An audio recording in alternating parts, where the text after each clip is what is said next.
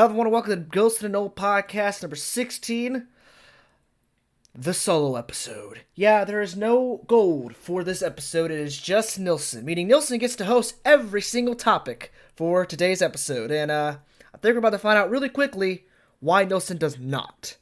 Now, I know everyone's wondering, where is gold at? Why is there no gold? Is he okay? Yeah, he's fine. And to why he's not here? It's a funny thing called mind your own business. It's quite useful. Use it. Anyways, let's get right into the game and waste no more time with the first game of the week on the Week 6 recap. The Commanders traveling down to Chicago to take on the Bears. And, whoo boy, talk about back-to-back weeks where offenses can't do jack shit. You can make the argument for Broncos and Colts being possibly good defenses, because Broncos' defense is unbelievably great.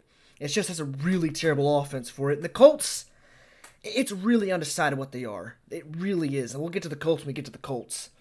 But the Bears and the Commies, actually. Not the Commanders, the Commies. This was just straight up terrible offenses. Let me tell you, no one is catching balls. No one is. I swear, there were so many drops. The most yards the Bears got was on Justin Fields' legs. Thursday Night Football is just rough this year. Considering there was one point in time where maybe Thursday Night Football was a tad bit competent. But it's very clear it's going downhill. And considering how things have been going, I have no hope for the next Thursday Night Football game. Next game we have the Ravens versus the Giants. And let me tell you, Justin Tucker missing pretty much a go-ahead field goal. Was it go-ahead? Either it was a go-ahead field goal. I mean, to be fair, any field goal from Justin Tucker is a go-ahead. Let's be honest with ourselves. But, yeah, the Giants. Wow. That is all I just have to say to the Giants. So, at first, things were a bit rough for the Giants. You know, Ravens had their A game on them, but the thing with the Giants were they never stayed out of it. They were down 20-10 at one point, but then Daniel Jones and Saquon Barkley, they stepped up and they started going all ham on that Ravens defense. That's not anything at all. Not anything at all. And surprisingly, they lose this game due to Lamar Jackson.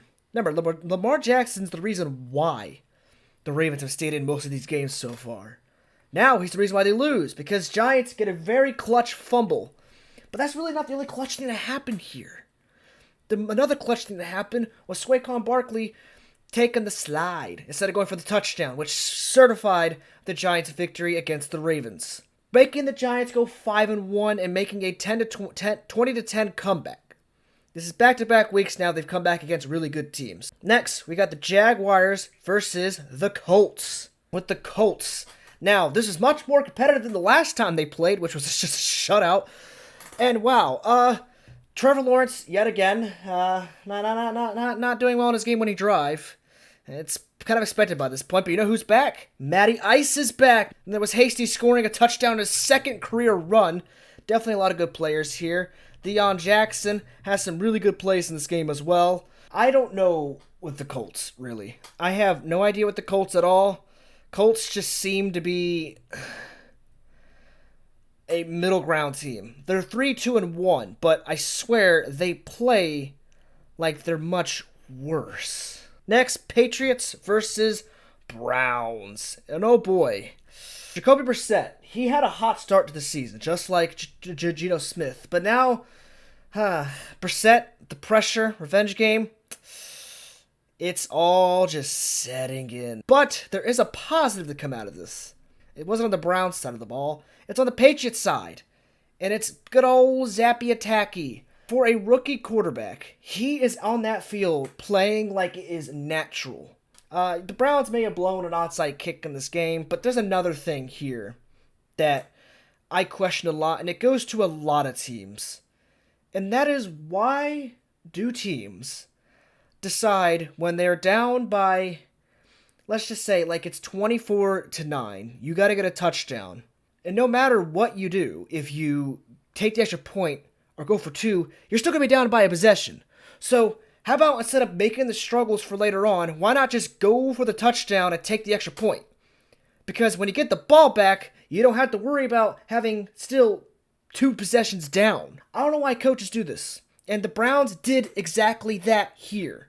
For a second time now. They got really outcoached. And here's the thing. I don't like Kevin Stefanski getting turned on by the Browns fans, but he's also not helping himself either. Next, Bengals versus Saints. Oh boy, what a game. Let's just say the canceling out of revenge games actually went in the favor of Eli Apple. Andy Dalton fails to get his revenge. Sucks to be him.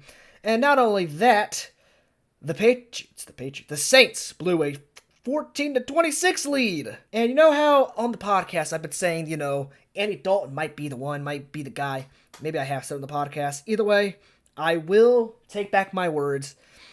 Maybe it's just not it.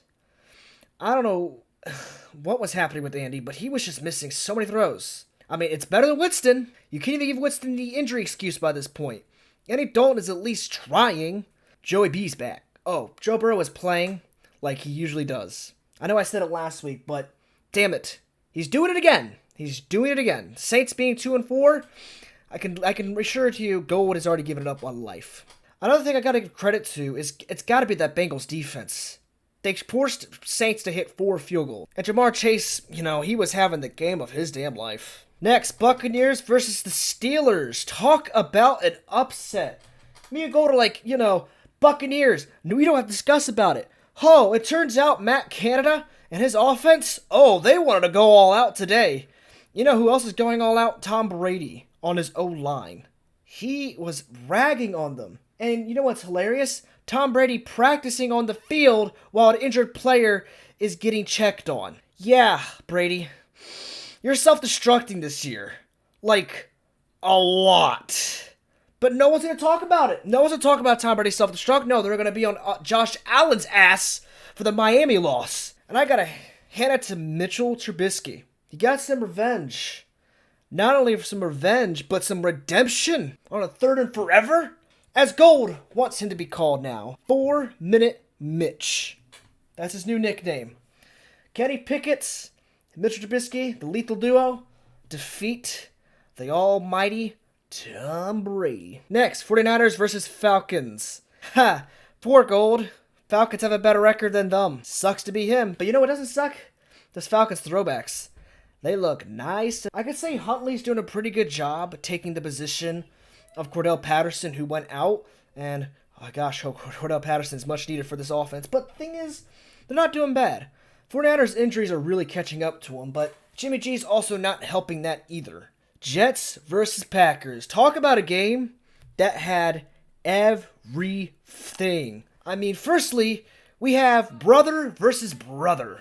You have Mike LaFleur, the offensive coordinator to the Jets, versus Matt LaFleur, the coach of the Packers. And Mike wins! The unsuperior LaFleur. That's not the only thing that happened here. We had a Jets blocked field goal. Then we had a Packers blocked punt. And we had a Packers fumble. Then we had Breece Hall just running all over team. Not only that, the Jets blocked a punt for a touchdown. Let me tell you, this game was a lot more entertaining than it needed to be. And you know what, Zach? You may love Mills, man, but you're no Mahomes. Next, Vikings versus Dolphins. Ha. Yeah. Dolphins are cursed. They are cursed for what they did against Tua. Because Teddy ends up getting hurt. So then Thompson comes in. Mickey McBoy. I don't blame Go for not going back on his word on this. Apparently Dolphins did a fake punt in their own territory. How I forgot this? I don't know. Tell me, does Vikings and Dolphins sound entertaining to you? I think something to really note here is that Waddle and Hill were having the games of their life. Both of them over 100 yards in receiving. Neither of them got the touchdowns. I do mention that Waddle had a great game, but Waddle also may have cost Miami the game with the fumble. Panthers versus Rams. And I think this game right here confirms Panthers are going into rebuild because, my oh my, they collapsed really damn quickly in the second half against the Rams. Firstly, Matthew Stafford pick 6, lol. And also just whatever the heck Steve Wilkes was doing at the end of that halftime. Next, we have Cardinals versus Seahawks, and this is an example of shooting yourself in the damn foot. Why is Cliff Kingsbury still a coach? Seriously, why? This guy literally cost his team the game like he cost his team every other game. Next, game of the week for both me and Gold, Bills versus Chiefs. I mean, how could we not? I mean, seriously. Firstly, after this game, both Patrick Mahomes and Josh Allen are 17 for 4 this season in touchdown to interception ratio. They're both on pace to possibly break Peyton Manning's record. Though by this point at week 6, Peyton Manning had 22 touchdowns. I did the calculations. But honestly, in one of these games, either one of them could get a 7-touchdown game. It's possible. Another thing to address early on is that Tony Romo is a damn wizard. He already proved this in 2016 on his debut game, but here, he said this is the type of 24-20 game. And he was right! Another thing to note is Von Miller still has it. Von Miller, oh man. You know, he may be 11 years into his career now, but the guy is still going at it like day one. Another thing that's been great is Gabe Davis getting all these touchdowns for the Bills. Everything's going well for Josh Allen and all. Even had to get a 99-yard, play when it was 3rd and 13 towards the end of the half. Which, speaking of the end of the half, oh my lord. What a crazy end to the half. So, Bills get a touchdown, right? And there's like 10 seconds left. Chiefs, with 10 seconds left, with like one timeout, somehow get into field goal range to make it 62 yards. And I think it's the kicker's name, Buckert. And he gets it! 62 yards! Yeah, this was a really back and forth game, and I can reassure you, these teams are meeting again. In the divisional or the AFC Championship game. Next game, we have the Cowboys versus the Eagles. So the first half, Eagles had a complete control. It was 20-3 going into half, but a part of that has to do with whatever the hell Mike McCarthy was thinking. Get this, Mike McCarthy's smart-ass mind decided to not challenge the third down play, which he clearly got the first down because he has failed other, times where he's challenged the play. So we decided to go for it on 4th down. Fine, you're saving the timeout, whatever. But this dumbass decides to go for a throw instead of, using Ezekiel Elliott. No, let's trust it with Cooper Rush, the most basic white guy we know. And guess what? It was incomplete. Cowboys defense stepped up greatly. And I'm going to say this now. Eagles, you are a great team, but you got to stop slowing down in the second half. It's happening way too much now where the second half, you slow down with all that momentum. You got to be a full game team. You can't just be a first half team. This is coming from a Chargers fan. I know how it goes. Cowboys defense is crazy. 20 points in the first half. Only left the Eagles up to get 6 points, and that was in the final quarter. I praised it on week 1, and it's still staying the same way. And then for the final game of the week, we have worst game of the week for both me and Gold, Broncos versus Chargers. And oh boy, this was ref ball at its finest. So many pass interferences, so many holdings, shitty roughing the passer calls that would look like they would have been called if these referees, were paying attention. It was all over the place in this game with the refs. And another thing was just that the game was boring as fuck. The Chargers kept on doing slants and screen passes. Lombardi, Joe, what are you doing, man? Seriously, what are you doing? It's a Chargers fan. What the hell are you doing? That's not the only aggravating thing here. Another aggravating thing was J.C. Jackson. My guy, J.C. Jackson, at first was having a damn good game. J.C. Jackson got pulled out of the game at one point, and here we go. Brandon Staley made some pretty dumb decisions, not calling a timeout in the end of the fourth quarter, literally leaving the Chargers only a second to do anything. That, I don't know about that. But there's one decision he made that was pretty correct. It was the decision to take J.C. Jackson out of the game. Speaking of players playing good or bad, Russell Wilson in the first quarter was 10 for 10, 116 passing yards, and 1 touchdown. Damn good. That is the classic Russell we know. Unfortunately, or fortunately for me, the second quarter to overtime, he was 5 for 18, 72 passing yards, and 0 touchdowns. Yeah. Not particularly good. And that is it for the recaps. Now let's get to the players of the week. Quarterback of the week. My quarterback of the week is Bailey Zappi. He is 24 for 34, 309 passing yards, 2 touchdowns, 0 INTs, 118.4 pass rating, and a 70% completion percentage. The reason why Bailey's happy is my quarterback of the week is the circumstances that go into it. He is a rookie quarterback out there playing like it is a damn natural. And to me, this doesn't feel like a fluke. To me, I sense that just maybe, Zappy is possibly the next Brady. Who knows? Bailey Brady? I mean, it's connecting here, guys. It's connecting here. Maybe he just came out of Bill Belichick's lab. Maybe this is what Bill Belichick's been working on the last 2 years. Who knows?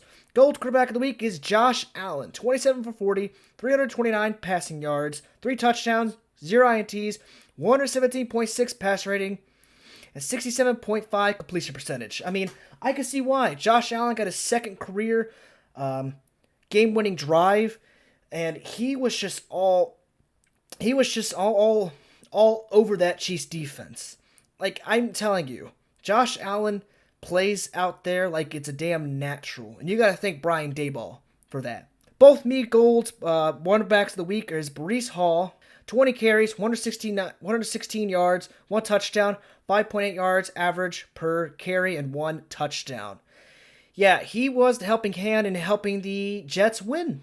Next, wide receiver of the week, both me and Gold went with Stephon Diggs, 10 receptions, 148 yards, 1 touchdown, 14.8 yards average per reception. And, damn. Again, another player that helped his team win. And yet again, me and Gold are in agreement on this one. Defensive player of the week, Quincy Williams, 8 solo tackles, 6 assisted tackles, and another key piece in how the Jets won that game against the Packers. Now, that is it for players of the week. Now we get into the rankings. And, guys, I am not like Gold. I cannot make funny quips, so I'll just get through the rankings, just so you don't have to deal with my stupid ass anymore. Number 25, NC State, having the biggest of drastic downfalls, dropping by 13. Number 24, Illinois. Number 23, Texas. Number 22, North Carolina, a team that was not on the rankings last week, but has made it here for Gold's top 25 this week. 20, Kentucky. Kentucky really needed this, really needed that win. Number 19, Tulane. Number 18, Utah. Number 17, Cincinnati. Number 16, Penn State. Number 15, TCU. Number 14, Syracuse, who has a really challenging game coming up. Number 13, Kansas State. Number 12, USC. Number 11, UCL. Number 10, Wake Forest. Number 9, Oklahoma State. Number 8, Oregon. Number 7, Alabama. Fuck you guys. Down by 5. Y'all deserve to lose. Number 6, Tennessee. Tennessee, the team that beat them, up by 3. Way to go, Tennessee. Number 5, Ole Miss. Number 4, Clemson. Number 3, Michigan. Number 2, Ohio State. And number 1, as always, is Georgia. Number 32, Panthers. And most likely, Panthers are going to be sticking here for the rest of the season. Number 31, the Lions, who are on a bye week. And unfortunately, they almost came the worst team. The only thing that saved them was a bye week. Number 30, Bears. Number 29, Raiders. Number 28, Broncos. Fuck y'all. Number 27, Jaguars. Also fuck y'all. Number 26, Browns. Number 25, Cardinals. Number 24, Texans. Number 23, Commanders. Number 22, Saints. That must be painful for Gold. Number 21, Steelers. Number 20, the Dolphins. Number 19, Buccaneers. Number 18, Seahawks. Number 17, Colts. Number 16, Falcons. Really fitting because they're 3-3. Number 15, Ravens. Number 14, Rams. Number 13, Patriots. Number 12, Packers. Number 11, 49ers. Number 10, Bengals. Number 9, Cowboys. And number 8, Jets. Number 7, Chargers. This is undeserved, honestly.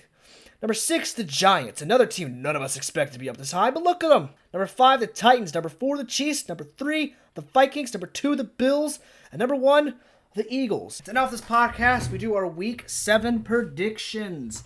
And I'll be naming off why Gold has his reasons for such. So, let's just jump right into it. Thursday Night Football is kicking off with the Saints versus the Cardinals. I picked the Saints to win because I think Saints are a better coached team.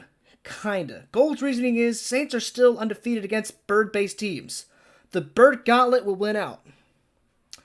Yeah, I guess that's fair. Next is the Browns versus the Ravens, and I pick the Ravens to win. For me, I pick the Ravens to win because Ravens are better coached. I don't know why people are saying that John Harbaugh should start, checking his clock or something for time to be out. Like, what? Like, why are you guys turning on John Harbaugh? He's been the most consistent coach for the last decade. Gold's reasoning is that the Browns have a dreadful defense this season. Lamar will take advantage of it. Next, Buccaneers versus Panthers. And, well, do you really need a reason from any of us? It's obviously the Buccaneers, but last time I said this, they lost. Next, It's the Falcons versus the Bengals. And I pick the Bengals to win. The reason why I pick Bengals to win is even though the Falcons are really good, or could be good, I just think that the Bengals are a much better team, and Bengals seem to have figured themselves out now. Gold's reasoning behind picking the Bengals as well is Joe Burrow is coming off a hot game against the Saints. Also, Lando struggles to move the ball confidently. Lions versus Cowboys. And, well, reason? Dak should return, and if he does, it looks to be a shootout. And that is Gold's reasoning. For me, I go with the Cowboys as well, because Lions off defense is really going to shoot them. Next, Giants versus the Jaguars. And I picked the Giants just like Gold. It seems like me and him are on the agreement a lot this week. Next, Packers versus the Commanders. And we both picked the Packers. And he has no reason for picking the Packers. My reason for picking the Packers is just the fact that Carson Wentz is out now. Not that Carson Wentz would help him win this game. But Taylor Heinicke, he's not going to beat Aaron Rodgers. But he beat Tom Brady, so... Next, Colts versus Titans, and we both picked the Titans to win. My only reason for picking Titans is the fact that, that one game by the Colts against Jaguars should not determine how Colts are as a team. Because they beat the Jaguars of all teams. They're not that good. Gold's reasoning is that the Titans are coming off a bye week, and they should feel refreshed and score, hopefully, over 30 points this time. Next, the Texans versus the Raiders, and we both picked the Raiders. My goodness. And yeah, the Raiders have a good offensive attack. Next, Jets versus Broncos. Haha, we both picked Jets. Broncos country. Let's cry. Chiefs versus 49ers. We both picked the Chiefs. There's no way, and we both agree on this. There's no way the Chiefs are losing 2 in a row, right? But it's also that feeling, could the 49ers possibly pull off the upset? Next, Seahawks versus the Chargers. And lo and behold, we both agree the Seahawks beat the Chargers. But this also is a revenge game for Geno Smith, and we all know revenge games don't go well unless you're Eli Apple for some reason. So who knows? Yes, a revenge game for Geno Smith. He was a Charger at one point. Gold's reasoning is that the Chargers are coming off a dreadful game, while Seahawks have a sense of optimism. Yes, both teams have a great offense. Poor defense? I'd say it's mid for both of them. But either way, this game could be a shootout for the ages. It just depends if Chargers don't play down. Next, Steelers versus Dolphins. On Sunday Night Football. Who in their right mind asked for this to be on Sunday Night Football? Either way, Gold's reason is I feel like Mike Tom will have a game plan to stop the explosive offense of Miami. If I'm wrong, though, I have brought shame to my loved ones. Well, Gold, don't feel shame of bringing thing to your loved ones, because I would too. Because I'm also picking the Steelers. And I am never going to pick the Dolphins again until... Okay, that's a stretch, but I'm still not going to pick the Dolphins until Tua's back. Because I think the curse is on them for what they did to Tua. And finally, Monday Night Football, Bears versus Patriots. Again, who asked? And yet again, we have the same pick. We agree on everything for this week. What the hell? Do I have to change one of these picks? Jesus. Anyways, yeah, Bears versus Patriots. Gold's reason is, did Bill possibly steal the DNA of Tom Brady and Crazy Happy? It's funny because that connects with the joke I made earlier. And that is it for this podcast. I am so sorry this podcast is all over the place. At least it is for me in this recording. For you, everything seems to probably be cut together just fine. Everything is being, smooth, coherent. For me, on my end, I've had so many interruptions while recording this. It is absolutely frustrating with the amount of that's going on, which has made me go off course. Have not been able to find my own pace. But that is it for this podcast. I apologize if it's bad. It is what it is. I'm sorry.